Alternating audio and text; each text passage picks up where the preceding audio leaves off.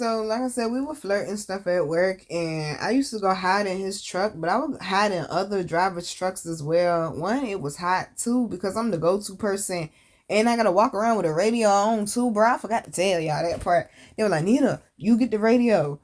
I don't want the radio. Okay, we gotta have a radio to call out trucks or somebody got a question, they need something fixed. They always, Nina, can you come up? Man, listen, bruh.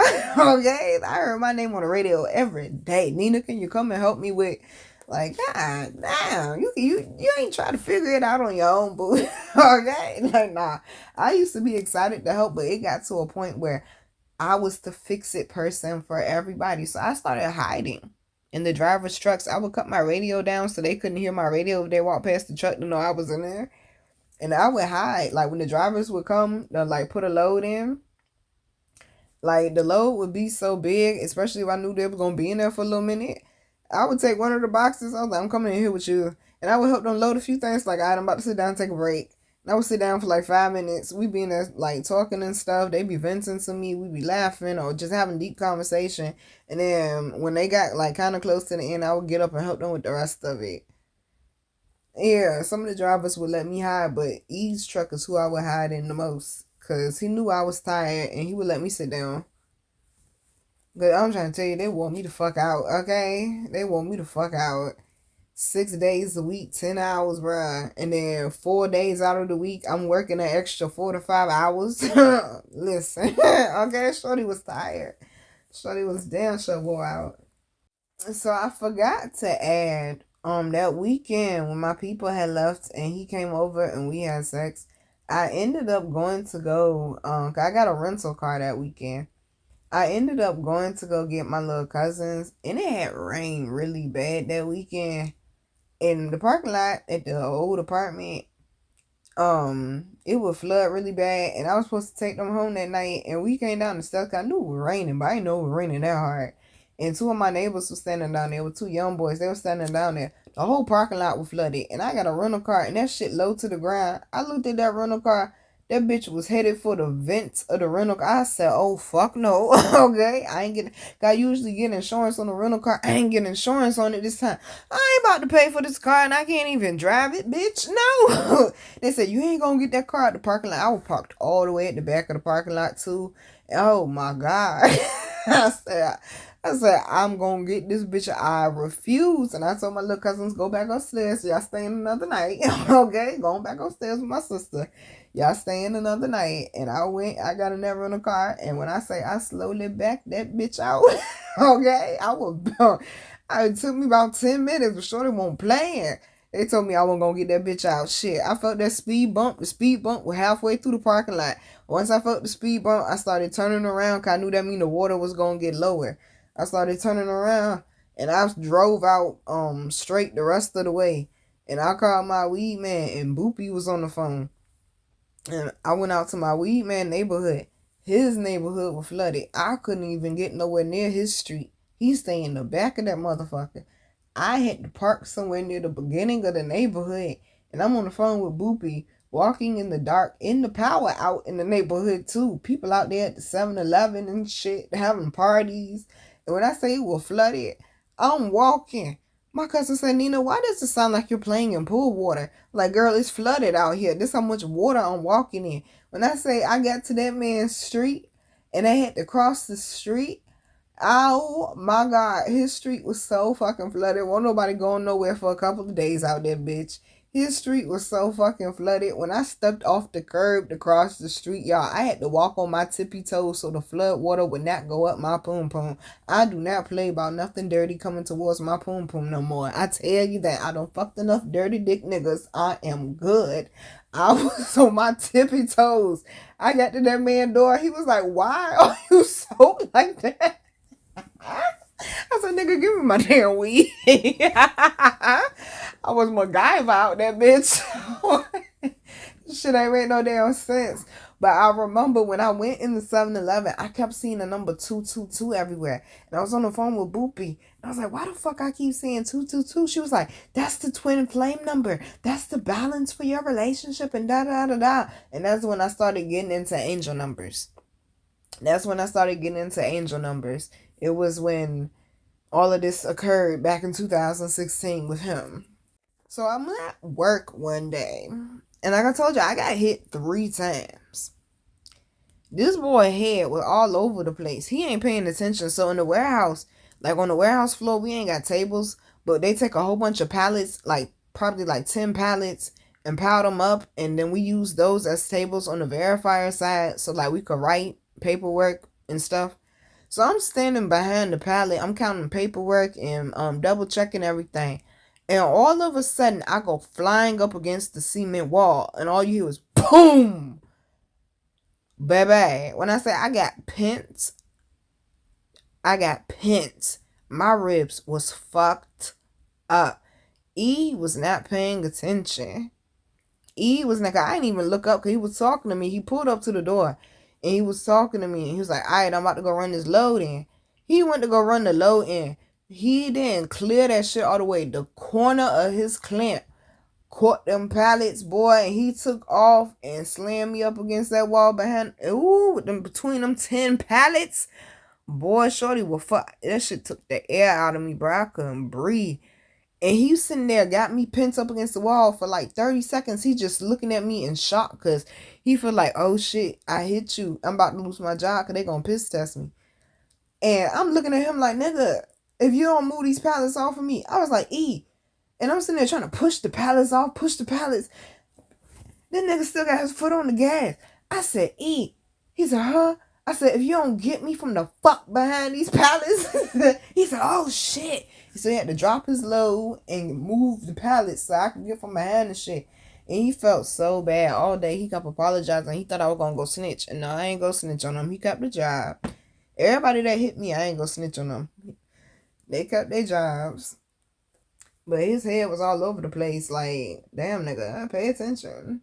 So he did end up, because he was like very supportive of me, because like I was getting booked for radio shows and I was vending a lot and I was starting to pop a little bit, like with my career and stuff, and like entrepreneuring and stuff of that nature. So the bitches was hating again. Okay, the bitches was hating again. But he was very supportive of me and I do appreciate that. But he did end up getting fired. He did. And I forgot what it was over. Oh, cause him and his ex-girlfriend, they were going back and forth about like her coming to pick him up and give him rides and stuff of that nature. And like she was being petty and she didn't want to give him no ride. Like, so he had to keep calling out of work, and cause he kept calling out, they fired him. That's what happened. They fired him. So I do remember like he went out of town and stuff. 'Cause I was sad, and you know people at the warehouse, they was popping shit. They're like, oh, she's sad 'cause her boo ain't there. Her boo ain't here no more. I ended up cussing somebody out behind this shit. Pissed me off. But he did go out of town. He was trying to look for a job, and he was having a hard time trying to find a job. I'm giving the nigga money. He trying to sell crack. I'm like, nigga, you only make $40 a day selling weed, and I'm sitting up here gave your ass $100 to sell some goddamn crack. The fuck is wrong with me, bro? Nigga, you ain't no hustler. You don't know how to go get it like that. What the fuck is wrong with me? The fuck? Yes, I gave the man $100 to sell crack. Nigga couldn't even sell weed. So what the fuck made me think he could sell crack? The fuck? But him and his family ended up going out of town. And he asked me to send him some money, and I did. And I remember when he came back, he was like, he wanted to see me. So I go over his other brother's house in Norfolk. And his brother looking at me and he judging me and stuff, but we had good conversation. He's like, okay, you cool. So we go down to the car and we supposed to be having sex. So I'm giving him fellatio and I noticed his dick tastes funny. And I stopped. And I already know what the fuck it was. This nigga had sex with his baby mama and I'm tasting her fucking pussy. I said, oh hell nah. Oh hell nah. Exactly. That's why you should pay attention. But I had low self-esteem though. And I still kept dealing with the nigga. Cause I got low self-esteem and I'm believing that my spiritual guide is telling me that this is my soulmate because I want to be loved because I wasn't loved properly. Nina had to learn how to love her motherfucking self, okay? Cause oh baby, it ain't worth being nobody welcome at. My mama did not name me welcome. You ain't gonna wipe your feet on me no more, bitch. So then I ended up getting fired because I almost ended up getting in a fight with the girl, Ashley, because Jerry got mad because I made a joke about his wife. So he started holding a grudge against me. He was like, well, you can't write no more poetry. Y'all know my poem, chain breaker, chain breaker, chain breaker, get these chains off me. Coulda got in me, can't breathe. I wrote that shit working at the warehouse.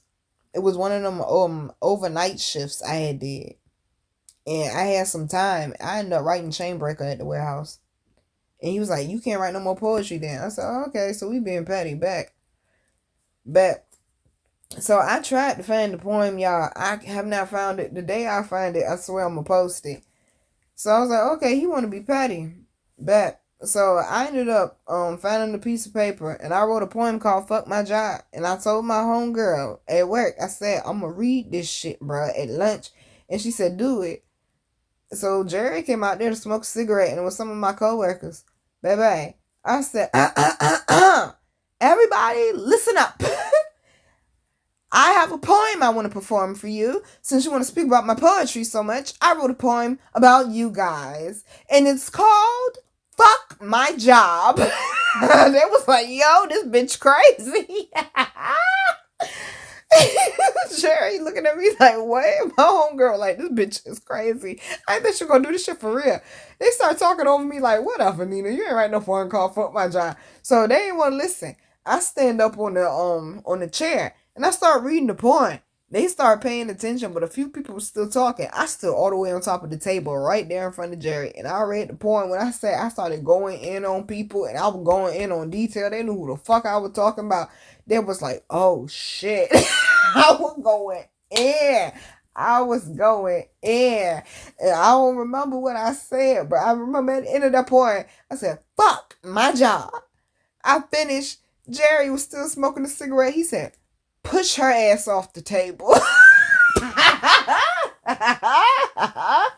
So yeah, I got fired. But I didn't get fired for the porn thing. He was mad, so he was trying to figure out a way he could fire me without them getting sued. Because you can't fire me for reading a poem, bro. But, okay, I was disruptive. Just a little bit. Okay, just a little bit. But, I also stopped doing his job, too. So that pissed him off, too. I stopped doing everybody's job. I said, nope, I can't write no poetry. I'm here just to be a verifier. And that's all I'm going to do is verify. So I stopped doing everybody's job. No, do your own job. So that started irritating people, too. So, yeah, he was ready to get rid of me. So he sent the girl Ashley over there to come and snatch my gun out my hand. And Bobby already told everybody, don't let nobody have your gun. I find out you let somebody have your gun, you getting fired. And she come over here and literally snatch that bitch hard than a motherfucker. She tried to snatch it out my hand. I snatched it back. I said, get off of me. I said, no, you can't have my gun, bro. Move. And because I snatched the gun back, she went and told Jerry. And Jerry fired me because of that. Right. Right, he was scared of me though, and that's what people started saying. They were like, Jerry's scared of her. That's why he won't fire her. So he was trying to find out a way to fire me. He figured it out. So after that, I was without a job, and me and E was still messing around for a little bit. But I'm like, I just got fired. You asking me for money. Then my female ex-best friend, who was homeless at the point in time, who don't want to work for whatever reason, asking me for money. I'm like, y'all motherfuckers know I just got fired and both of y'all asking me for money. What the fuck am I, the ATM? So that's when I ended up posting my video that I posted for Flashback Friday on my vlog channel called Stop Letting People Drain You. Yeah, I was talking about them motherfuckers and they knew I was. And I also did the So Gone challenge for Monica, that Monica had out. And yeah, Shorty murked that shit too. And he saw it and it was definitely about him. And I posted it and I got some good views and some good comments on it because nobody knew I could rap. And he texted me, he was like, I heard your song. I said, oh. He said, it's really, really good. I said, thanks. He said, I feel like some parts of it were about me. I said, it was. He said, which part? I said, all of it. He said, damn.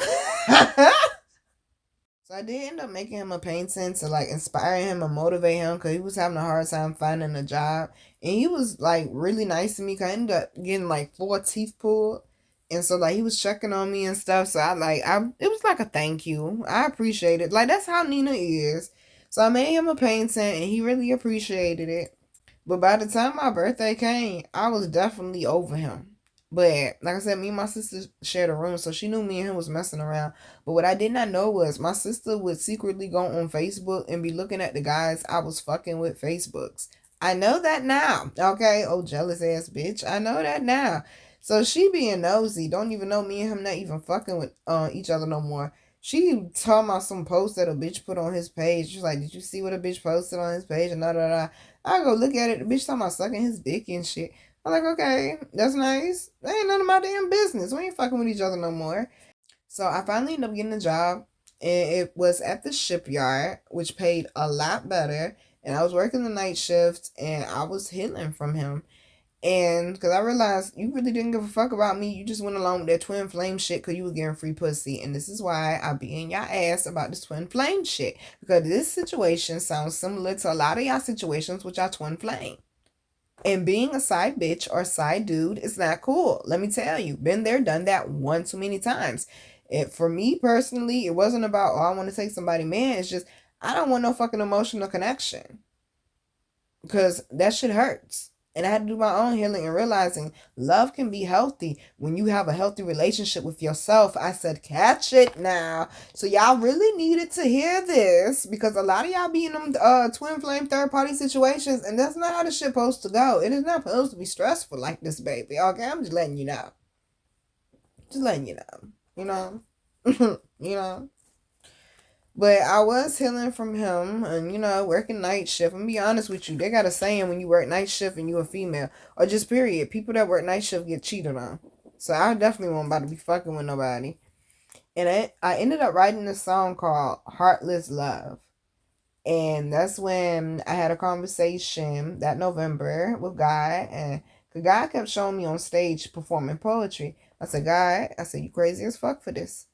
I said, I'll get on that stage, but if I do, you gotta walk with me the entire way. And a few days later, I got a hit up from somebody that I know that knows that I do poetry. I was posting it on Facebook, but I hadn't performed anywhere yet. And she said, my friend is having a showcase, and I want you to go and audition for her showcase. And I went and auditioned for the lady showcase, and I ended up being the headliner for my first performance. My second performance was at the top place in the 757 that I wanted to perform, and I really felt like I set my bar too low because that was my second performance. When I say God has walked with me the entire way. So this is what I mean by transmuting your pain into your purpose, because I performed it. I auditioned using the poem Heartless Love, and they loved that shit so much.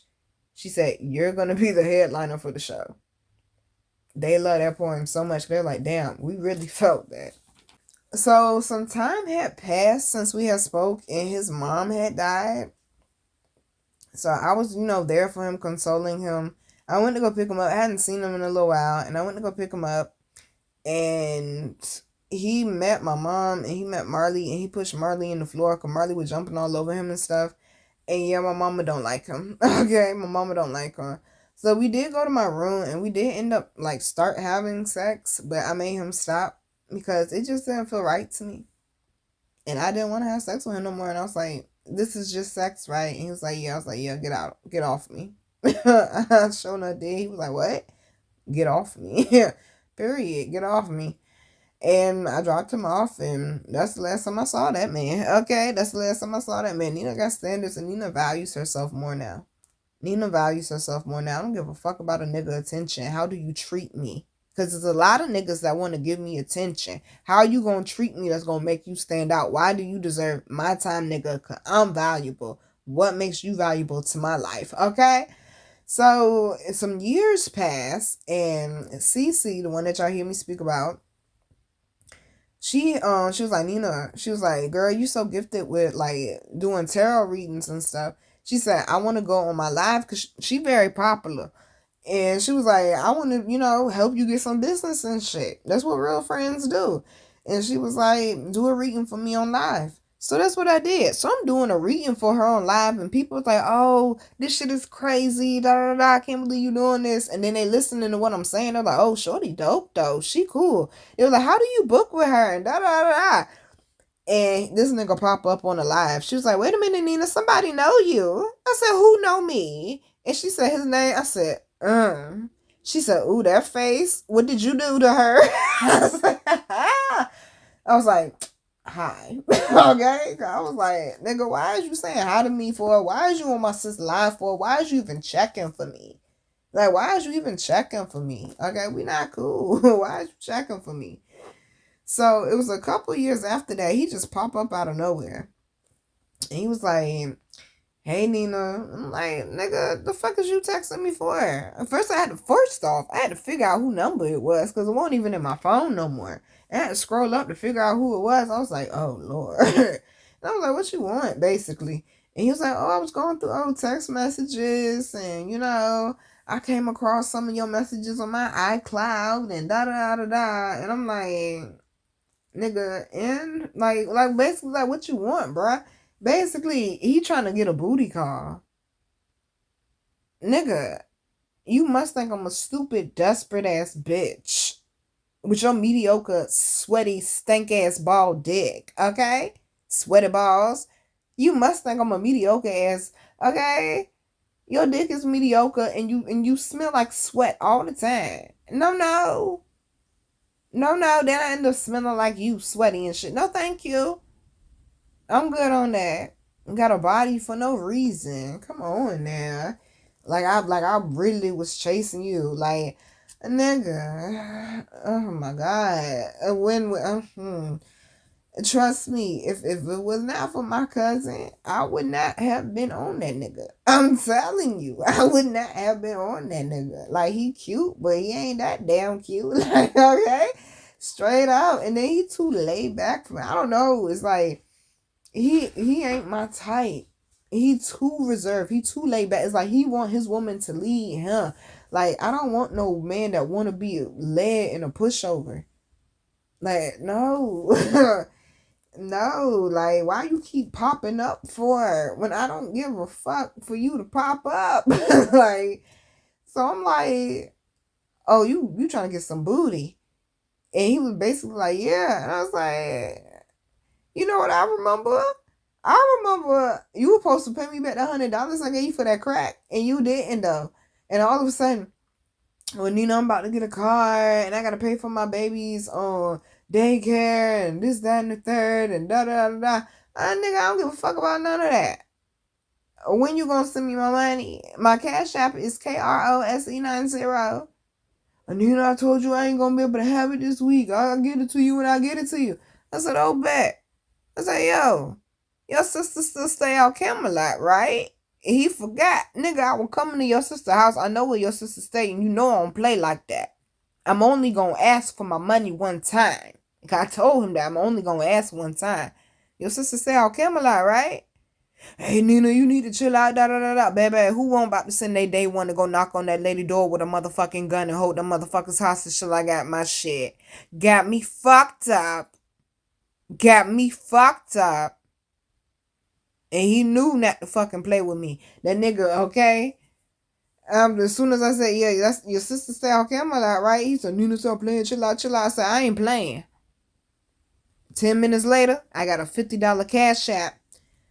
I text him back. I said, I'll talk to you next week for the rest of my payment. And this nigga giving me the runaround. I was like, what day you get paid? Friday. Bet. I wait for Friday. Oh, I ain't hear nothing. Saturday. Nigga, where my money? Nina, chill out. I gotta pay for this and I gotta pay for that. I gotta pay for this. I'll get you your money when I get you your money. I ain't bet. Your sister's still out there, right? He was like, you need to chill the fuck out. You ain't gonna keep threatening me and this, that, and the third. Ain't nobody threatening you, nigga. That's a guarantee. I don't play like that. I don't play like that. Y'all niggas like to flash guns. Y'all niggas like to make threats and shit. I don't make threats. I don't play like that. If I say it, I fucking meant that shit then. I don't play like that. You ain't gonna play with my fucking money. Y'all niggas be giving nigga passes. I ain't getting no nigga no pass or no goddamn money. Like, that's my shit. You know that it's my shit. Give it up. Period. Nigga wanna go back and forth. I hit him my day one. I might need you for something. Stand by. Okay? Stand by. I ain't playing. Stand by. You gonna send that shit. And then the nigga told me where he's staying out at now. And I had, see, this the thing, because he had just got a car. So before I asked him for my money the first time, I was like, oh yeah? Where you staying at now? Oh, I'm staying out Brighton. I'm like, oh, this a booty call. He's like, yeah. I'm like, where you staying at now? Oh, I'm staying out Brighton. Oh, bet. You just got a car? What kind of car? Nigga told me what kind of car. What color? Nigga told me what color. Oh, bet. So now when I'm asking for my other 50 and you act like you don't give it up and you want to get the popping like you tough and shit and I know you straight pussy and you know you straight pussy, nigga ain't but so many cars out Brighton that color and that make and model. Stop playing with me. Next thing I know, not too much longer, I got another $50 cash app. I said, text that nigga. I said, nice doing business with you. That's the last I heard from that pussy ass motherfucker. Okay? Straight out. He paid me my money. I'm Rick Ross, POM nigga, where my cash. Okay? So, babies, the lesson is definitely be careful with who you let guide you. But once again, I got to be the one take accountability for my part because I knew in my intuition I didn't want to do this. It didn't feel right. And I didn't like the way I was being treated because I knew I deserved more. Even though I didn't want the emotional connection, I did like the thrill of it. And that's something that I realized I needed to heal and work on within me as well. Okay? So please, darlings, listen. Before you think you have a twin flame, it would be safer to think that you don't. Okay? If it is your twin flame, there is no third party situation. And if you see somebody playing with you, baby, okay, go on in that game, honey. Game over, okay? Game over. Put some respect on it, boo. Just because there's some type of sensation or some type of whatever on the internet, everybody's speaking about it, everybody's saying you should do it, it should be this way. Do it your way and do what feels right for you. Do what feels right for you. You do not want a twin flame. You want a kindred spirit. You want somebody that's on your same frequency. God is not out here splitting souls in half, boo. And like I said, in order for it to be your twin flame, y'all got to be born in the same year anyway. And me and that man was not. And me and that man was not. He is a few years older than me. He is a few years older than me. Okay? So, babies, this is, all right?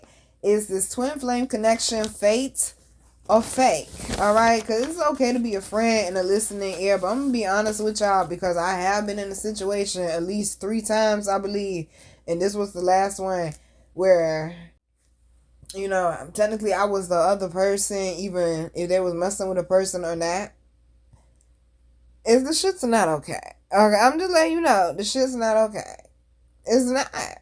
It's not okay. Because it says a lot about where you're at with your not healing. It says a lot about like your damaged inner child. Because why do you feel that you should accept less than? Why are you comfortable with less than? Okay, sex is not just about a feeling, it's about a connection. And building that connection. Alright, so if we on the superficial shit where it's always just about sex and, you know, shallow conversation, baby, that's an indication we need to do some deeper healing. Okay? Let's not be desperate for love and let's not settle for love just because we're bored or just because we want a quick thrill. Let's be responsible with our bodies as well and the choices we're making with these partners. But remember, the people that you pick are a reflection of you in some type of way as well. In some type of way as well. Something that me and that man did have in common, because he was my karmic, not my twin. Something me and that man did have in common was we both struggled with speaking up, but I don't struggle with that anymore. And he probably still does. He wants to live a life of suppression. I tell y'all, suppression leads to depression. Nina can't be depressed, because depression don't grow, baby. What? If it ain't growing, it ain't what? It ain't living. He didn't want to grow. He didn't want to look into any talents or skills or anything of that nature. He was not a reflection of me at all, as far as when it came to that. Okay, so make sure the people that you choosing are actually complimenting you on a romantic level, on a friendship level, just on any level, period, in your life. Make sure they're actually complimenting you and actually matching your energy in some sort of way, in a good way, and not draining you or distracting you or throwing you off course. So, babies, like I always tell you, before you give love to another, make sure you check in with yourself and give love to yourself. Love you, babies. Mwah.